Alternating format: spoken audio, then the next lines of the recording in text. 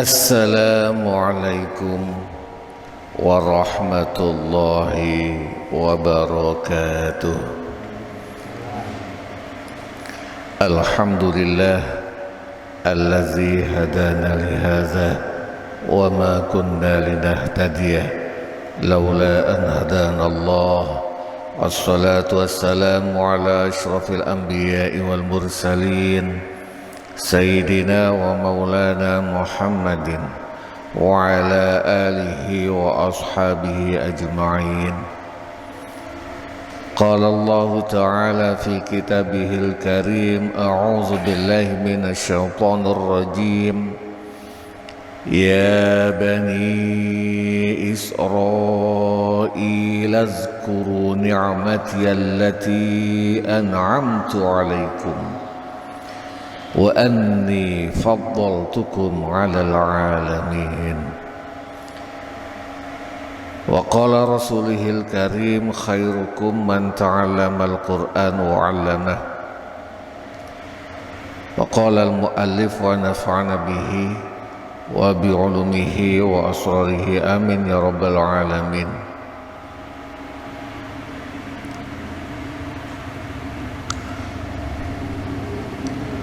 Al-Fatihah ila hadratin Nabil Mustafa Muhammad sallallahu alaihi wasallam wa ala alihi wa ashabihi wa zurriyatihi wa furu'ihi wa usulihi wa ila jami'i ikhwanihi minal anbiya'i wal mursalin wal awliya'i wal syuhada'i wal salihin wal sahabati wal tabi'in wa tabi'at tabi'in wal ulama'il amilin wal musannifin al mukhlisin wa jami'al malaikatil muqarrabin, khususan Syekh Abdul Qadir Al-Jilani wa Imam Ghazali wal awliyat tis'a fil Jawa wal mufassirin wal muhaqqiqin wal mutasaddifin wal 'arifin billahi rabbil alamin, khususan muassisi hadhil qaryah Babu Yudriyah Ba Sulaiman Ba Saleh. Thumma ila muallif hadzal kitab Syekh Wahba Az-Zuhaili. Thumma muallif kitab Tafsir Al-Ibriz Kiai Bishri Mustafa. Thumma ila guru-guru kita, kiai-kiai kita, wabil khusus Kiai Haji Ahmad Nasrullah bin Abdul Rahim, Kiai Haji Yasir Khalil, ugi tiang sepah kita ingkang sampun sumarih, keluarga kita, sederek-sederek kita, wa ala alihi wa ashabihi wa zurriyatihim wa furu'ihim wa usulihim wa ghafarahum wa rahimahumullah, syai'un lillah wa lana wa lahumul Fatihah. A'udzu billahi minasyaitonir rajim. Bismillahirrahmanirrahim. Alhamdulillahi rabbil alamin arrahmanir rahim maliki yaumiddin. Iyyaka na'budu wa iyyaka nasta'in. Ihdinas siratal mustaqim. Siratal ladzina an'amta 'alaihim ghairil maghdubi 'alaihim waladdallin. Amin. Bapak-bapak, saudara-saudara rahimakumullah, langsung mawon kita baca kitab Tafsir Munir ugi Tafsir Al-Ibriz, tafsir makna Jawa Pegon. Syarahnya nanti kita ambil dari kitab Tafsir Munir. Tujuannya kenapa saya membaca Tafsir Munir, barangkali ada saya baca bahasa Arabnya lalu saya terjemah. Tujuannya barangkali ada keterangan dalam pengajian ini, terus jenengan lupa, cuma eling tahu ngaji Ramadan di prasung tambah ingat, maka suatu saat kalau pingin mencari rujukannya gampang, tinggal buka kitab Tafsir Munir. Ini tujuannya, artinya yang kita sampaikan, yang kita kaji ada rujukannya, ada kitabnya, sehingga gampang. Barangkali ada yang tanya atau ada yang lupa, bisa merujuk langsung ke kitabnya. Langsung mawon kita masuk surat Al-Baqarah ayat 122. A'udzubillahi minasyaitonirrajim. Ya bani Israil azkuru ni'mati allati an'amtu 'alaikum. Ya bani Israil, hei kaum Bani Israel. Siapakah Bani Israel? Bani Israel hanya mengingatkan kembali, barangkali ada yang lupa. Nama Israel adalah nama lain dari Nabi Yakub. Maka keturunan Nabi Yakub disebut Bani Israel. Nabi Yakub kita tahu punya putra 12 orang. Nantinya setelah Nabi Yakub wafat, sampai ke zamannya Nabi Nabi Musa, kan ada 12 kabilah, 12 golongan dari masing-masing salah satu keturunan Nabi Yakub yang 12. Maka misalnya dalam cerita Nabi Musa, dalam kisahnya Nabi Musa, mereka minta diminum, maka Nabi Musa memukulkan tongkatnya ke batu. Ketika dipungkulkan tongkatnya Nabi Musa ke batu, maka memancarlah air yang jumlahnya 12. Setiap kabilah, setiap garis keturunan mengambil satu pancuran air sehingga tidak campur. Inilah Bani Israel. Hampir semua nabi-nabi yang tertuang dalam Al-Quran, mulai Nabi Yakub, Nabi Yusuf, Nabi Musa, Nabi Dawud, Nabi Sulaiman, sampai Nabi Isa adalah dari Bani Israel. Hampir semua dari 25 nabi yang tertuang dalam Al-Quran. Zaman sekarang mereka agamanya apa? Agama mulai cabang, karena kita tahu agama dari mulai Nabi Adam hingga Nabi Muhammad pada dasarnya adalah agama Islam. Islam artinya berserah diri kepada Allah yang satu. Ketika mereka berkembang, mulai orang Bani Israel menuhankan Nabi Uzair, maka berubahlah menjadi agama Yahudi. Awalnya Islam. Begitu mereka sudah menuhankan Nabi Uzair, maka berubah menjadi Yahudi. Sama dengan Nabi Isa. Awalnya agamanya Islam, begitu mereka mulai menuhankan Nabi Isa, maka berubahlah menjadi Nasrani. Pada dasarnya adalah agama Islam. Nah, mereka cabangnya itu Bani Israel mempunyai keistimewaan, keutamaan, di antaranya mbah-mbahnya, keturunannya adalah keturunan Nabi. Orang Bani Israel itu Nabi. Tadi saya sebutkan yang tertuang dalam Al-Quran itu kurang lebih, kalau tertuang sebutkanlah umumnya 25 nabi, kurang lebih 18 adalah Bani Israel. Karena mereka keturunan nabi, maka mereka otomatis bangsa yang mulia, bangsa yang hebat. Diakoni atau tidak, Bani Israel itu hebat.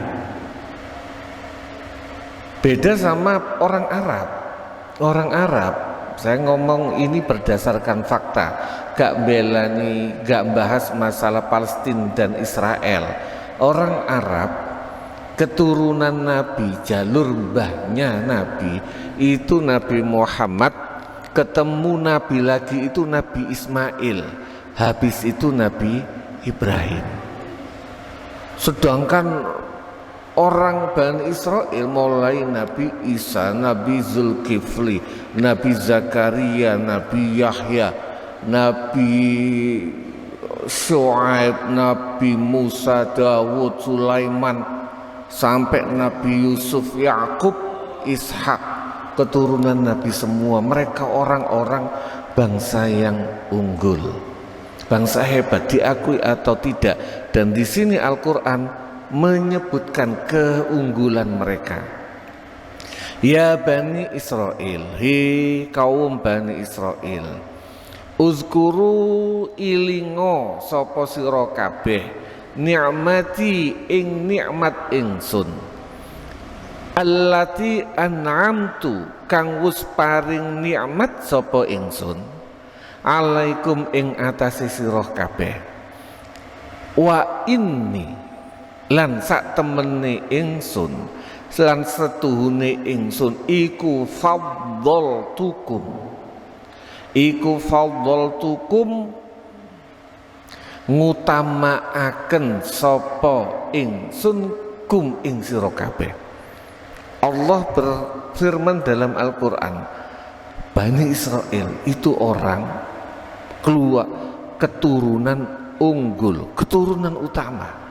Wa inni faddaltukum lan ngutamaaken sapa ingsun kum ing sira kabeh alal alamina ing atase sekabehane wong alam kabeh. Apakah ini mungkin muncul pertanyaan, lho terus wong Jawa piye? Wong Bani Israel mulya. Di sini lagi ngetop, mohon maaf, wong Arab mulya. Orang Arab keturunan sing irunge mancung-mancung itu mulya. Bani Israel, orang Israel keturunan Yahudi mulya. Orang Jawa bagaimana? Ya memang diakui atau tidak kalah mulya.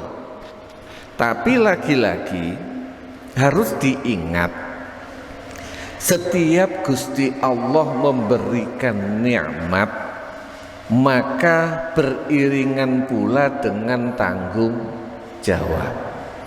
Jadi ngapunten, kalau orang Bani Israel dikongkon, diperintah Allah untuk mengingat keutamaan mereka, mengingat nikmat yang Allah berikan kepada mereka, itu pada dasarnya tanggung jawabmu wahai Bani Israel lebih berat dibandingkan umat yang lain. Begitu juga bangsa Arab. Bangsa Arab dimuliakan sama Allah dengan lahirnya Nabi Muhammad di sana, maka mereka menjadi bangsa unggulan. Karena bangsa unggulan, karena diutamakan sama Allah, maka tanggung jawab wong Arab lebih besar dibandingkan orang lain. Maka tetap disyukuri dari kita mungkin suku bangsa Jawa. Kok kita bukan bangsa mulya? Kok kita bukan bangsa yang diutamakan? Berarti tanggung jawab kita lebih rendah. Ya alhamdulillah, lebih nyantai, lebih nyaman. Jadi tidak perlu membuat kita minder. Kita bukan keturunan Arab, bukan keturunan Israel, terus kita minder. Yang gak begitu juga. Karena mereka yang diberikan keturunan para nabi, mulai nabi-nabinya orang Bani Israel maupun Nabi Muhammad, terutama Nabi Muhammad sallallahu alaihi wasallam, maka mereka mempunyai tanggung jawab yang lebih besar. Bahasa kasaran di dalam kasus yang lain jika dikiaskan dengan ayat tentang istri-istri Nabi. Jadi istri-istri Nabi itu kan diberikan kemuliaan dibandingkan istri-istri orang lain. Mereka dekat dengan Nabi, mulya, tapi tanggung jawabnya juga berat. Jika mereka berbuat salah, mereka berbuat dosa, dosane double. Begitu juga mereka ngapunten sing merasa keturunane Nabi. Jadi kalau ada orang gembor-gembor bangga-banggaan merupakan keturunane Nabi, maka harusnya mereka harus kudu tanggung jawabnya lebih besar, dan jika mereka berbuat dosa, dosane double. Berat, nggak gampang ngaku-ngaku keturunan Nabi. Makanya kalau di Indonesia itu nggak ngerti, banyak orang bangga menjadi keturunan Nabi, tapi saya waktu di Syria, orang-orang yang keturunan Nabi itu malah minder. Jadi saya punya beberapa teman itu yang keturunan Rasul, minder. Jadi kalau di sini itu ngapunten, posisi di Indonesia, posisi di kita itu orang yang mengaku keturunan Nabi itu ngapunten banyak yang sombong, arogan, koyok-koyok liyane rendah. Tapi saya waktu di Syria, waktu itu yang keturunan Nabi minder. Kenapa? Saya pernah tanya, karena saya akrab, salah seorangnya itu Syekh Muhammad Darwish, saya kenal akrab.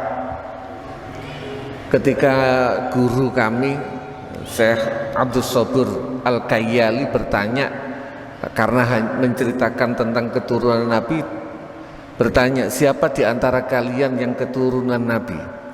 Teman saya yang Syekh Muhammad Darwish ini ngacung tapi begini, bukan kalau anu kan angkat tangan tinggi, dia begini, malu. Setelah selesai pelajaran saya tanya, Syekh di sana itu walaupun santri nang konconi tetap nyeluk Syekh. Monggo di sini gitu saya manggil Gus Najib lah. Gus, kenapa Anda itu keturunan Rasulullah? Kenapa Anda ngangkat tangan tapi nggak pede? Jawabannya simpel, saya belum bisa berakhlak seperti Rasulullah. Tanggung jawabnya sebagai keturunan Rasulullah itu jelas lebih besar. Maka seiring dengan filmnya Spider-Man itu kalau pernah menyimak dialognya ketika Spider-Man paman Ben itu meninggal, ada ungkapan yang menarik. Seiring dengan bertambahnya kekuatan atau kekuasaanmu, maka seiring itu pula bertambah besar tanggung jawabmu. Maka ini koreksi juga. Yang rumongso diberikan nikmat sama Allah banyak, alhamdulillah diparingi rizki yang jembar, alhamdulillah diparingi posisi yang bagus di wilayah, alhamdulillah diparingi ilmu, maka tanggung jawabnya juga besar. Gak gampang jadi orang pinter, gak gampang jadi orang punya ilmu. Memang punya kelebihan, tetapi juga punya tanggung jawab.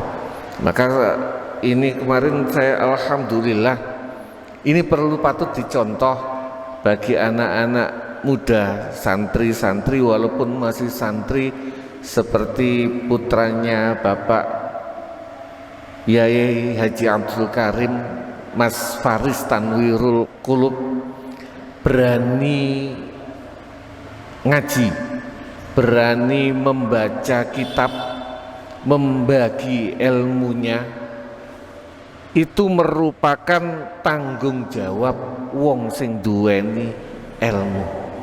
Karena merasa punya tanggung jawab berani ngaji, bukan karena lebih pinter, bukan karena lebih alim, karena tanggung jawab duweni ilmu titik.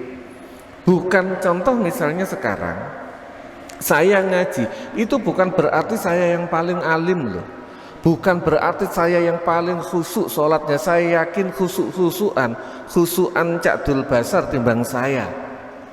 Kalau masalah ake-akean ibadah, saya yakin ibadah saya dibandingkan sama Pak Haji Fatah masih banyakan Pak Haji Fatah. Tetapi kenapa saya berani ngaji? Karena tanggung jawab ilmu. Hanya itu, bukan rumongso alim, bukan rumongso khusyuk, bukan rumongso hebat, bukan, tanggung jawab ilmu. Ayat ini menjelaskan jelas, orang Bani Israel, siapapun itu yang diberikan keutamaan oleh Allah, maka tanggung jawabnya lebih besar. Wattaqu, tambahannya, wattaqu lan wedya sapa sira kabeh yauman ing dina la tajzi kang ora iso mini pergantian sapa nafsun awa-awaan an nafsin saking awa-awaan liya syai'an ing sewiji-wiji, atau bahasa kiai saya syai'an ing saitik-itiko. Ingatlah, takutlah pada hari di mana seseorang tidak bisa menggantikan orang lain walaupun hal yang sepele. Sekarang misalnya undangan walimahan, saya nggak bisa, masih bisa digantikan anak saya, bisa, masih longgar. Atau urusan-urusan yang lain, ngurus ke Pak Lurah saja, ngurus ke Pak Lurah masih bisa digantikan, minta tolong ke perangkat dan sebagainya.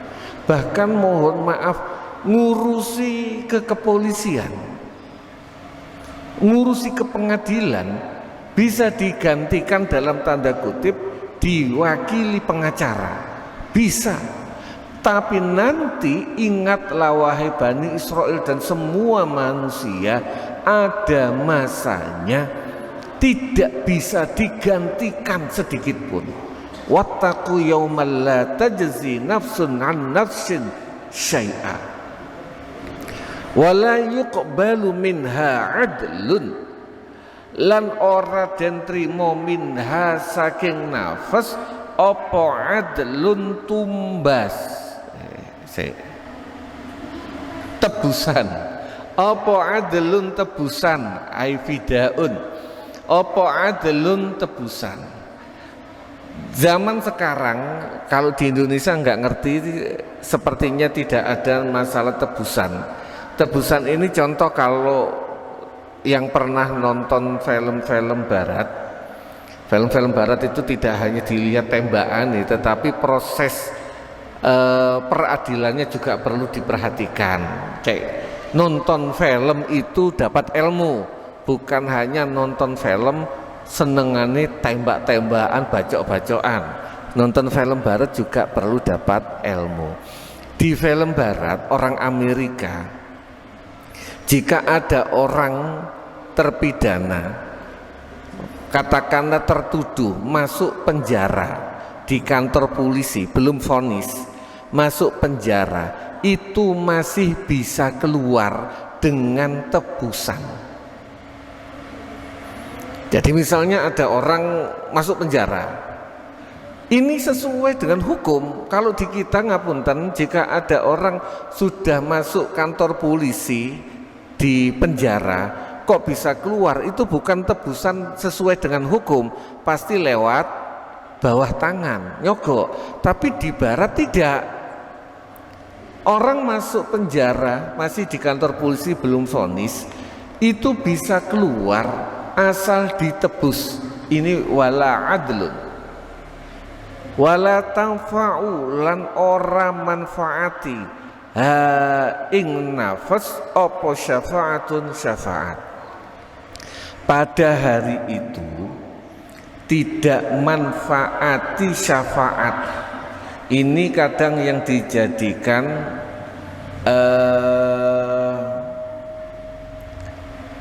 pedoman orang, bahwasanya ada sing gak percaya Nabi bisa nyafaati. Ya di sini dalilnya yang mereka gunakan, wala tanfa'uha syafaatun, gak manfaatiha ing nafas apa syafaat. Jadi mereka beranggapan syafaat itu gak ono. Yo, orang itu masuk keluar masuk neraka bisa masuk surga karena amalnya.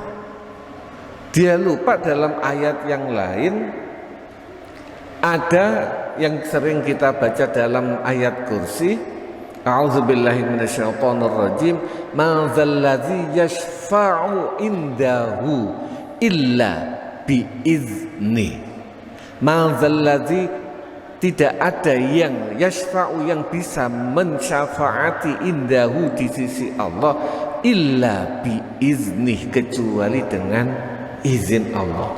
Artinya saat nanti hari itu tidak ada orang yang bisa memberikan syafaat, gak manfaat syafaati, kecuali illa biizni, orang yang diizini Gusti Allah. Dan di antara orang yang diizini Allah untuk memberikan syafaat adalah Rasulullah Muhammad sallallahu alaihi wasallam. Begitu juga anak kita. Makanya investasi, ini bahasa rodok muluk-muluk, investasi yang tiada habis itu anak. Waladun solihun yad'ulah, gak usah mikir duwe anak. Ya alhamdulillah kalau punya anak bisa mandiri secara ekonomi. Tapi yang penting bukan mandiri secara ekonomi, yang lebih penting adalah mandiri secara akhlak. Anak yang mandiri secara akhlak itu tidak akan habis. Ketika kita hidup masih sudah didoakan, ketika kita nggak ada didoakan, tidak akan pernah habis. Anak kita nggak ada, cucu kita yang mendoakan, investasi yang nggak ada habis. Di samping itu, anak juga akan bisa memberikan syafaat, termasuk teman majelis. Halo, termasuk teman majelis seperti ini. Ini penting. Sebaiknya orang itu memperbanyak majelis zikir, majelis taklim. Penting memperbanyak majelis zikir, majelis taklim. Jika suatu hari nanti di akhirat ternyata amal kita, mboten usah membuat contoh orang lain, saya pakai saya, misale mungkin amal kula mboten nutut karena bekne hanya sekedar contoh, ngaji gak ikhlas, khutbah ngenteni amplop tok, apapun itu, sehingga karena nggak ikhlas tidak dihitung walaupun amalnya banyak. Berangkat haji mung ben diceluk wak kaji, berangkat umroh mergo untuk karena dapat kerjaan dan sebagainya. Ternyata amal kulo, ini contoh, amal kulo mboten nutut. Maka yang biasa yang bisa mensyafaati siapa? Nggih jenengan sedoyo. Atau bisa jadi terbalik. Kita makanya ada sebuah riwayat itu nanti di surga kumpulan pengajian Ramadan di Masjid Subulus Salam digoleki sing gak ono sapa. Ketika gak ada, makanya penting juga baik di majelis seperti ini maupun majelis yasinan ngetok. Karena orang yang ngetok itu di absen. Jadi sampean contoh yang paling gampang kalau saya mencontohkan Yai Abdul Karim sama Pak Haji Fatah terlalu misalnya contoh Cak Rusdi selalu kelihatan di depan, selalu hadir. Maka nek gak ono Cak Rusdi dalam tahlilan, kita tuh pasti takut nang di Cak Rusdi biasa ono ngarep. Nanti di akhirat itu kita absen, sing gak ono sopo. Kalau mungkin karena kecantol masalah-masalah kadang ngapunten, namanya orang berbuat dosa, ngelakoni dosa niku lak kadang hal sepele, urusan rumah tangga, salah ngucap, akhirnya membuat terhambat telat masuk surga, gara-gara di absen ambek koncone jamaah masuk surga cepat. Itu salah satu syafaat. Nah ini syafaat umum. Pada waktu itu wala tanfa'ulan ora manfaati ha ing nafas opo syafaatun syafaat wala, terutama ini orang-orang Yahudi, orang-orang Bani Israel. Orang Bani Israel itu selalu komen, selalu ngegung-ngegungno mbah-mbahku iku nabi. Karena mbah-mbahku nabi, maka boh aku berbuat dosa, engkau pasti diampuni, disyafaati mbah-mbahku. Karena mbah, bukan karena iman maupun amal ibadah. Ini klaim orang Yahudi, klaim orang Bani Israel.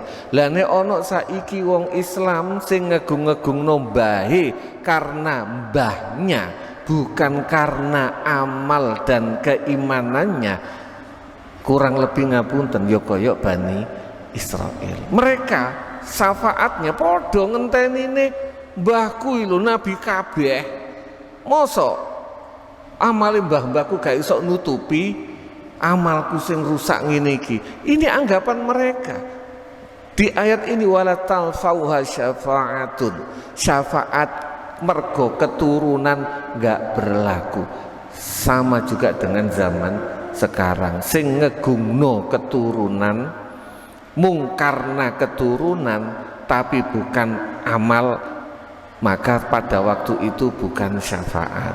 Beda kalau kita jenengan ngarep syafaate Kanjeng Nabi napa? Ya mergo sampean sholawatan. Karena kita sering-sering membaca sholawat kepada Rasulullah Muhammad sallallahu alaihi wasallam, kita mengharapkan syafaate wajar. Lah nek wong gak tahu sholawatan ngarep-ngarep syafaate Kanjeng Nabi, ya tangeh lamun.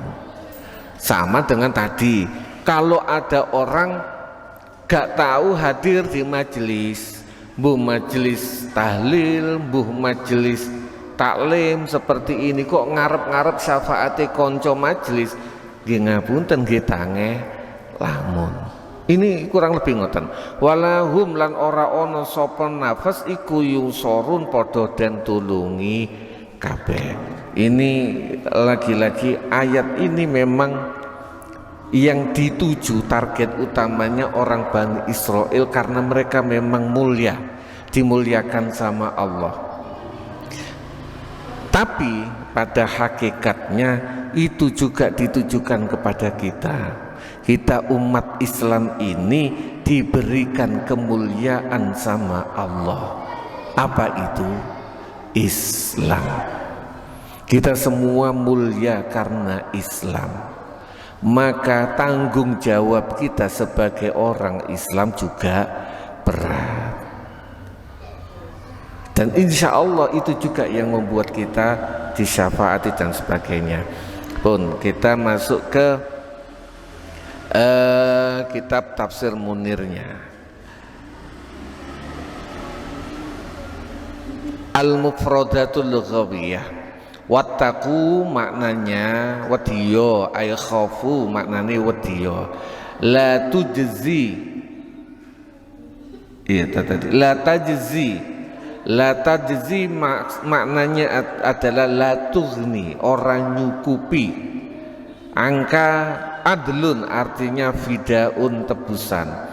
Walahum yunsorun maksudnya tidak ditolong apa? Yamna'una min azabillah, orang yang bisa menolong, menghalangi dari siksa Allah Subhanahu wa ta'ala. At-tafsir wal bayan, tafsir dan keterangan. Yukarrirul maula subhanahu litta'kid tazkirul yahud bin ni'amil lati an'amallahu biha alaihim. Berulang kali Allah Subhanahu wa ta'ala mengulang kembali untuk meyakinkan, untuk menguatkan dan mengingatkan orang Yahudi agar selalu ingat atas nikmat-nikmat Allah yang telah diberikan kepada mereka. Kenapa? Litajdidi thiqatihim wa nasyatihim wa tasji'ihim wa hafzi himamihim. Tujuannya kenapa? Dikongkon iling-iling nikmat itu apa? Untuk memperbarui rasa percaya diri, juga untuk membuat mereka lebih semangat dalam beribadah. Jadi kalau kita sebut sampeyan itu keturunane wong hebat, itu kudu membuat mereka lebih percaya diri, lebih semangat dalam berbuat untuk menjadi orang-orang hebat seperti mbah-mbah kita. Dan membuat watasji'ihim wa hafzi, dan menyemangati mereka dan mengolah tekad tekad himmah mereka, cita-cita mereka. Wa ba'thi nufusihim 'alal iman, dan membangkitkan jiwa mereka untuk terus beriman. Wa hasihim 'ala tiba'in nabiyil ummi allazina yajiduna sifatahu fi kutubihim, dan mendorong mereka untuk mengikuti Nabi Muhammad sallallahu alaihi wasallam yang ummi, yang mereka temui, mereka dapatkan sifatnya di kitab-kitab mereka. Ini ternyata benar. Beberapa kali saya lihat video YouTube tentang kajian-kajian, ya bahwasanya memang nama Nabi Muhammad telak tidak zaman, karena mereka bahasanya kan sudah beda. Bahasa kitab Yahudi, kitab Taurat dan Injil, kitab Taurat itu bahasanya Ibrani, kitab Injil itu bahasanya Aramik. Ada lagi bahkan diungkap bahkan kitab Hindu yang bahasa Sangsekerta. Ternyata ada sifat-sifat Nabi Muhammad dalam kitab Hindu. Begitu juga dalam kitab Injil dan Taurat, ada sifat-sifat Nabi Muhammad di dalam kitab Injil dan Taurat. Ada, diungkap itu. Ya hanya sekedar sebagai pengetahuan, ternyata sedemikian dahsyatnya. Memang benar ada di dalam kitab mereka. Summa qarranallahu ta'ala bil izzati wat tazkir at-takhwifa min hisabi yaumil qiyamah. Kemudian ini tadi seperti yang saya gambarkan, Allah menunjukkan nikmat-nikmatnya, habis ditunjuk no nikmati dibanding no ambek Gusti Allah. Qarranallahu bil izzati, kemudian Allah membandingkan dengan memberikan mau'izah dan mengingatkan sekaligus memberikan ancaman meden-medeni hisab di hari kiamat.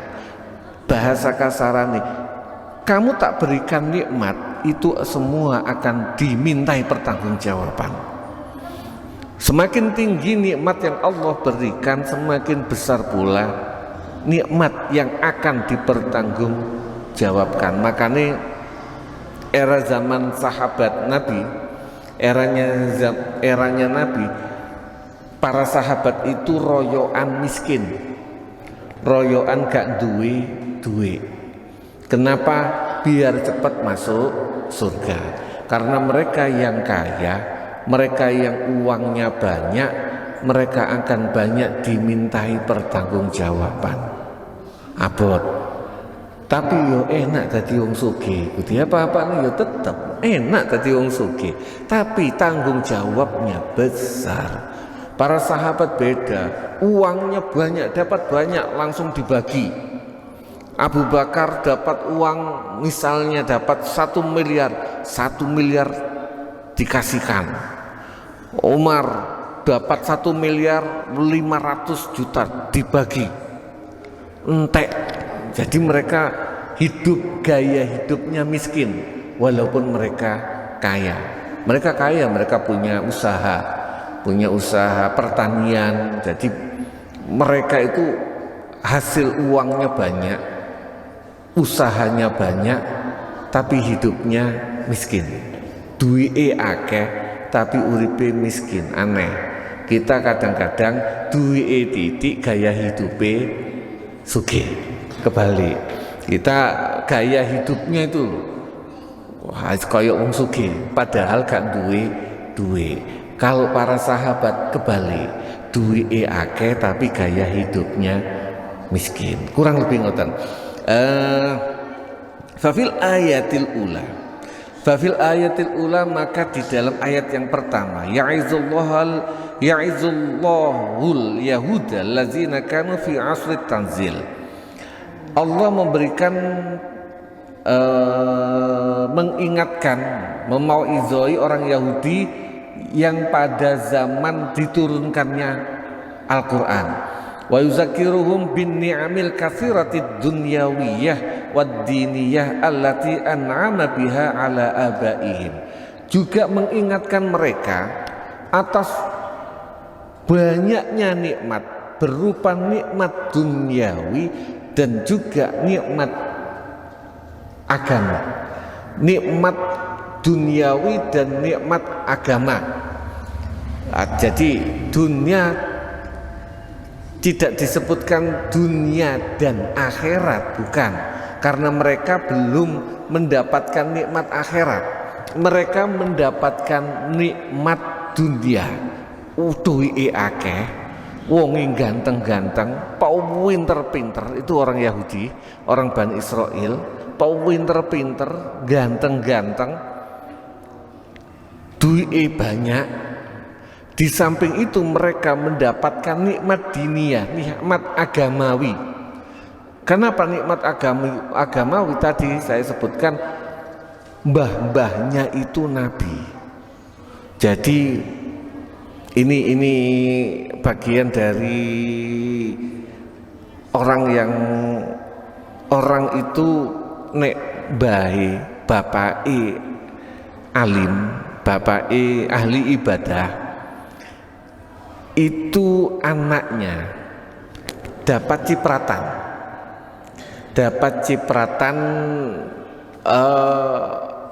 efek, kalau bahasanya efek ibadah bapake, bayi ahli ibadah, anake putune itu bisa mendapatkan nikmat gara-gara ibadahi bapake. Ini juga orang Bani Israil itu mendapatkan nikmat dari ibadah mbah-mbahe. Jika mereka mau membuka hati dan membuka hati dan pikiran, mungkin ada yang protes, kok iso bayi sing ibadah putune oleh cipratan. Itu nggak bisa, itu kita bisa temukan di dalam surat Al-Kahfi, tentang, mungkin jenengan semua apal ceritanya ketika Nabi Musa berguru kepada Nabi Khidir alaihissalam. Ketika salah satunya Nabi Khidir itu membunuh anak kecil atau merobohkan, membangun rumah yang mau roboh. Kenapa dibangun rumahnya? Karena di bawahnya itu ada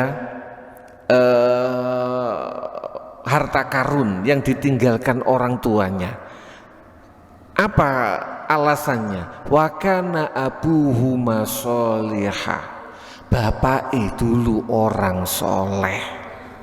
Bukan karena anak ini belum apa-apa, tapi orang tuanya soleh. Wa kana abuhuma sholihun. Orang tuanya soleh, anaknya ditulungi ambek Gusti Allah. Jadi jangan dianggap sepele. Makanya pernah saya sampaikan juga, jenengan ngaos ini mungkin nggak paham.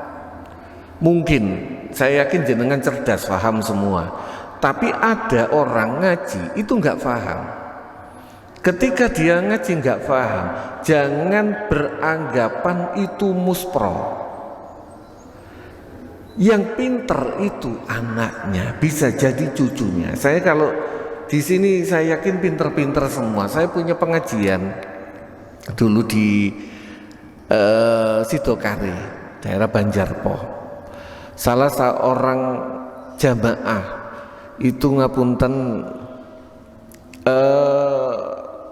standar IQ-nya itu di bawah standar, gak paham.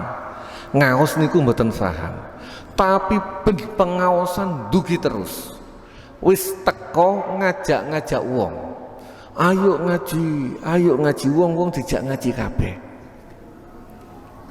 Padahal ngapunten,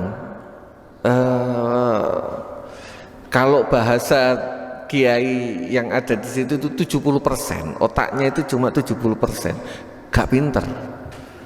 Tapi ngerwajin ngaji, ngerajin ngajak ngaji wong, anake beliau mungkin gak paham, tapi anake pinter. Ini contoh. Jadi jangan beranggapan ngaji gak paham terus percuma aku ngaji gak paham. Enggak ada kata percuma. Bisa jadi punya manfaat terhadap putra jenengan. Kalau ternyata putra jenengan wis kadung, misalnya kadung tuwek sisan, maka bisa jadi manfaat terhadap cucu jenengan. Gak nyongko putu jenengan iku pinter tibake, engko iso ngaji seperti ini. Jangan terlalu pesimis, jangan terlalu nganggep sia-sia. Nggih, contoh kula mawon, abah kula niku nggih mboten pinter ngaji kados ngeten. Mbah kula mungkin salah satu keutamaane abah kula, ibu kula mungkin rajin tumut ngaos, mungkin. Sehingga mungkin juga niki fadilahe tiyang sepuh. Jadi tetap orang tua itu mempunyai manfaat ngaji walaupun boten faham. Pun bi inqazihim min aidi atuwihim wa inzalihil manna wassalwa alaihim. termasuk di antara kelebihan yang diberikan kepada nenek moyang orang Bani Israel adalah mereka diselamatkan dari para musuhnya. Jelas zamannya Nabi Musa diselamatkan dari Fir'aun, zamannya Nabi Dawud diselamatkan dari Goliat, Jalut alias Goliat. Ada lagi zamannya Nabi Uzair diselamatkan dari Nebukadnezar. Orang Bani Israel itu banyak diselamatkan sama Allah dari musuh-musuhnya, termasuk kita ini. Makanya bagus, sangat indah sekali ketika 17-an diadakan doa bersama. Tetap kita harus ingat mbah-mbah kita yang telah berjuang dan bantuan yang Allah berikan kepada kita agar kita merdeka. Kita tasyakuran di perapatan dungo bareng. Itu merupakan bentuk perwujudan mengamalkan uzkuru ni'mati allati an'amtu alaikum. Mereka orang Bani Israel juga diberikan namanya manna dan salwa. Ada 2 hidangan, mereka tidak perlu, kalau nggak salah manna itu burung dan sejenis manisan. Mereka nggak perlu kerja tapi dapat fasilitas manna dan salwa. Wa tamkinihim fil bilad ba'dal mazallati wal qahri, dan mereka bisa masuk menempati negara setelah kehinaan dan fakir. Mereka bisa mendapatkan negara yang sekarang disebut negara Israel, negara Palestina. Dulu ketika Nabi Yakub, Nabi Yusuf itu menjadi Perdana Menteri di Mesir. Nabi Yakub itu kan tinggalnya di Israel sekarang, di Palestina sekarang. Saya nggak nyebut pokoknya Palestina sekarang, yang jadi perselisihan antara orang Palestina dan orang Israel. Mereka asalnya tinggal di situ. Ketika Nabi Yusuf menjadi Perdana Menteri di Mesir, semua keluarganya diboyong. Keluarga keturunannya Nabi Yakub diboyong ke Mesir. Wilayah ini kosong. Nabi Yusuf dan keturunannya makmur di Mesir. Sampai Nabi Yusuf wafat, keturunannya masih makmur sampai masa, kalau zaman sekarang, perang rasis. Jadi orang keturunan Israel itu kan saya sebutkan tadi ganteng-ganteng, wong keturunan Nabi Yusuf ganteng. Sedangkan orang Mesir itu kan hitam, orang Afrika lebih cenderung gelap, kurang lebih ngapunten, sama dengan sini urusan pribumi dan non pribumi. Orang Mesir yang merasa sebagai orang pribumi merasa kalah sama non pribumi, maka mereka mencoba melakukan tindakan rasis sehingga non pribumi keturunannya Nabi Yakub dijajah dan dijadikan budak, sehingga pada zamannya mereka benar-benar menjadi budak. Zamannya Nabi Musa mereka dientaskan, diselamatkan untuk menempati kembali ke tanah leluhurnya, yaitu tanahnya Nabi Yakub alaihissalam. Wa irsaluhur rusulu minhum, dan diutusnya para rasul kepada di kalangan mereka. Wa tafdilihim ala alami zamanihim, dan mengutamakan mereka dibandingkan orang alam semasa mereka. Hina kanu, batasannya apa? Hina kanu muti'ina lirrasul, ketika mereka taat kepada rasul-rasul mereka, ketika mereka taat kepada nabi-nabi mereka. maka mereka menjadi utama, maka mereka menjadi orang hebat. Sama umat Islam taat tidak sama Allah dan Rasulnya. Kalau taat sama Allah dan Rasulnya, insya Allah hebat. Tapi kalau tidak taat, ya na'udzubillah min zalik. Musaddiqina lima ja'ahum min 'indi rabbihim, mereka percaya atas apa yang datang, itu semua datang dari Tuhan mereka. Hatta yatruku dhalalahum, sehingga mereka meninggalkan kesesatan mereka. Wa yatubu ila rusdihim, dan kembali kepada kecerdasan, kepada kepintaran mereka. Wa min ajlin ni'ami taurati al-munazzalati alaihim, diantaranya karena nikmat Taurat yang diturunkan kepada mereka. Faman syakaron ni'mata wa amana bi jami'i ma fiha amana bin nabi al-mubasysyari bihi fiha. Barang siapa yang, ini hubungannya, barang siapa yang bersyukur terhadap nikmat dan percaya dengan apa yang datang kepada mereka, otomatis mereka pasti akan beriman kepada Rasulullah Muhammad sallallahu alaihi wasallam. Pun sampun menjelang maghrib, monggo kita tutup kalian doa. Sekali lagi doa di majelis taklim insyaallah mustajabah.